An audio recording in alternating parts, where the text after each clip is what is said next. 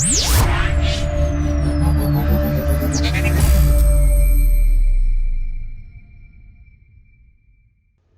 कहते हैं ना कि सफलता मिले ना मिले, लेकिन कोशिश अंत तक करनी चाहिए।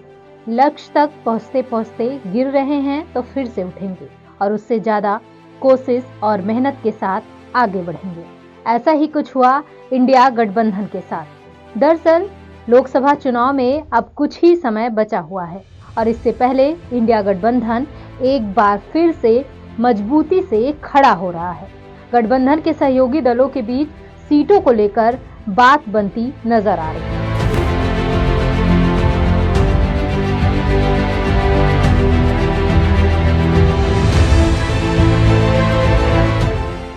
लोकसभा चुनाव यानी देश का सबसे बड़ा चुनाव, और इस चुनाव में यूपी बहुत महत्व रखता है। यूपी इसलिए महत्व रखता है क्योंकि यहाँ लोकसभा की सीटें 80 हैं, जो केंद्र में सरकार बनाने के लिए महत्वपूर्ण भूमिका निभाती है। ऐसा भी कहा जाता है कि यूपी के चुनाव परिणामों पर केंद्र की सरकार निर्भर करती है।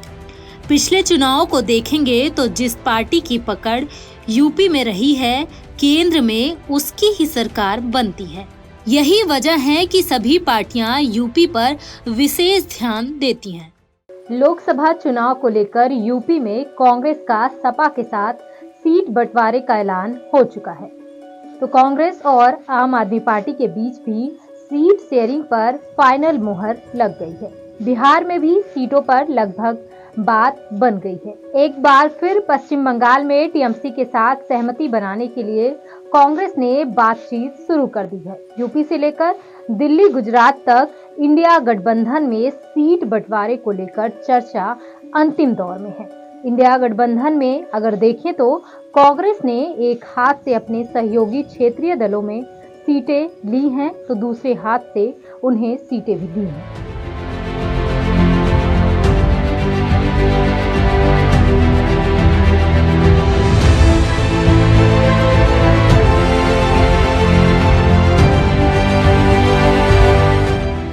कांग्रेस और सपा के बीच सीट बंटवारे पर फाइनल मुहर लग गई है, जिसकी बकायदा घोषणा भी कर दी गई है।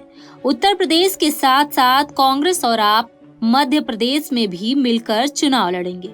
इंडिया गठबंधन में समझौते के तहत यूपी की 80 लोकसभा सीटों में सपा 63 सीटों पर चुनाव लड़ेगी, तो कांग्रेस 17 सीटों पर चुनाव लड़ेगी। वहीं मध्य प्रदेश में भी सपा और कांग्रेस में बात बन गई है। यहाँ सपा को कांग्रेस ने 1 सीटें दी है। मध्य प्रदेश में अखिलेश खजुराहो सीट पर अपना उम्मीदवार उतार सकते हैं। वहीं यूपी में डील डन होने के बाद दिल्ली में भी कांग्रेस आप में बात बन गई है। पंजाब में कांग्रेस और आम आदमी पार्टी अलग अलग चुनाव लड़ेंगी, जबकि दिल्ली, हरियाणा, गुजरात, गोवा, असम और चंडीगढ़ सहित देश के अन्य राज्यों में दोनों पार्टियां मिलकर चुनाव लड़ेंगी।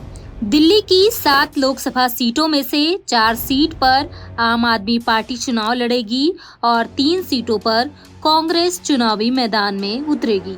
ऐसे में दिल्ली लोकसभा की 7 सीटों पर चुनाव के लिए आम आदमी पार्टी और कांग्रेस के बीच गठबंधन लगभग तय हो चुका है। इसके साथ ही टीएमसी प्रमुख ममता बनर्जी के साथ सीट शेयरिंग को लेकर कांग्रेस ने फिर से मान मनौवल करना शुरू कर दिया है।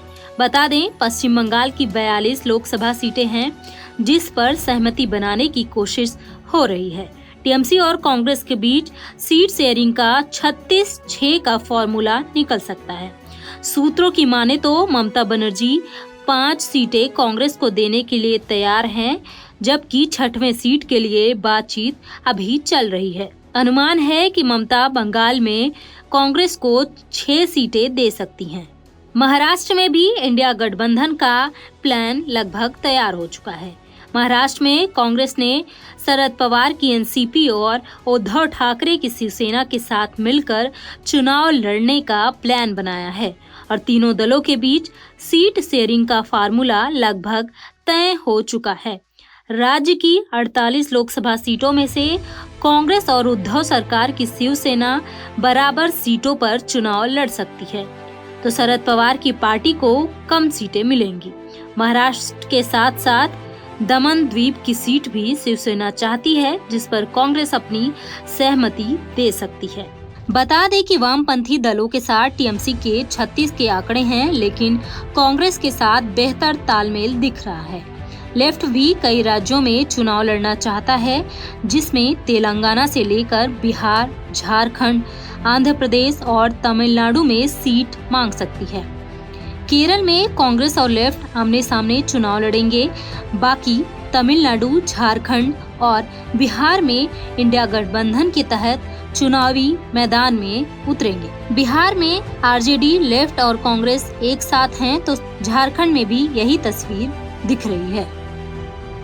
ये तो हुई इंडिया गठबंधन के उभरने की बात, लेकिन एक समय ऐसा भी था जब इंडिया गठबंधन धीरे धीरे टूटने लगा था। सबसे पहले गठबंधन करने वाले बिहार के सीएम नीतीश कुमार ने पार्टी का साथ छोड़कर भाजपा का दामन थाम लिया। फिर आरएलडी नेता जयंत चौधरी ने भी इंडिया गठबंधन से किनारा कर लिया। इतना सब हो ही रहा था कि अखिलेश और कांग्रेस के बीच भी अनबन की खबरें आने लगी, तो ममता भी साइड लाइन होने लगी। एक समय ऐसा आया जब लगा कि इंडिया गठबंधन लोकसभा चुनाव से पहले ही टूटकर बिखर जाएगा। लेकिन कहते हैं ना कि सियासत में कब कहां कैसे बाजी पलट जाए ये कोई नहीं जानता। ऐसा ही कुछ हुआ इंडिया गठबंधन के साथ, और एक बार फिर इंडिया गठबंधन मजबूती के साथ उभरने लगी है। तो क्या इंडिया गठबंधन की मजबूती से भाजपा को बड़ा नुकसान हो सकता है? चलिए इसे भी समझते हैं। दरअसल अब तक भाजपा पर आरोप लगते रहे थे कि बीजेपी वॉशिंग मशीन है, यहाँ जो भी आता है उसके सारे काले कारनामे धुल जाते हैं। महाराष्ट्र में आदर्श घोटाले के आरोपी कांग्रेस नेता पूर्व मुख्यमंत्री अशोक चव्हाण को बीजेपी से एंट्री मिल गई है और उन्हें राज्यसभा में भेजने की तैयारी शुरू हो गई। पार्टी के हार्डकोर समर्थक भी इस बात से हैरान हैं।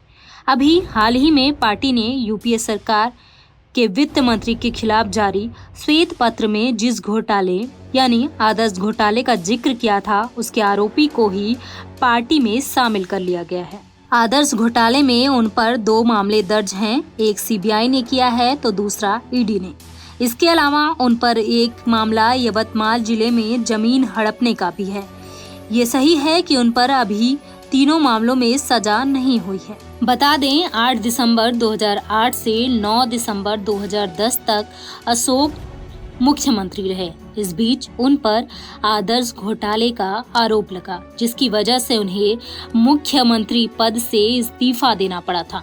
बहरहाल अब वे भाजपा में शामिल हो गए हैं और इस तरह खुद को पाक साफ कहने वाली भाजपा सरकार की इमेज तो कुछ हद तक धूमिल हो ही गई है। वहीं इसके साथ ही चंडीगढ़ मेयर चुनाव में धांधली को लेकर बीजेपी की किरकिरी हो रही है। चंडीगढ़ मेयर चुनाव में धांधली को लेकर जो खबरें सामने आई थी, वो तो आप सभी ने देखा ही होगा कि कैसे मेयर चुनाव में लोकतंत्र की मर्यादा को तार तार किया गया है। समझ में नहीं आता कि 1 साल के लिए मेयर पद पर अगर बीजेपी नहीं भी रहती तो पार्टी का कौन सा नुकसान हो जाता। चंडीगढ़ में मेयर पद जीतने के लिए जिस तरह का काम किया गया, उससे खुद को पार्टी विद डिफरेंस का राग अलापने वाली पार्टी भाजपा का इतना बड़ा नुकसान हो सकता है, जिसकी भरपाई जल्दी नहीं हो सकती। बहरहाल आगामी कुछ ही महीनों में लोकसभा चुनाव होने वाले हैं। ऐसे में भाजपा के लिए 400 पार का आंकड़ा पार करना मुश्किल लग रहा है। एक तरफ किसान सरकार के खिलाफ आंदोलन कर रहे हैं, तो दूसरी तरफ कांग्रेस किसानों का समर्थन कर रही है, जिससे कांग्रेस को आगामी लोकसभा चुनाव में फायदा मिल सकता है। अब देखने वाली बात होगी कि क्या बीजेपी 400 आंकड़े को पार कर लेती है या टूटकर फिर से कांग्रेस को सत्ता की कमान मिल जाएगी। इस खबर पर आपकी क्या राय है, हमें कमेंट कर जरूर बताएं।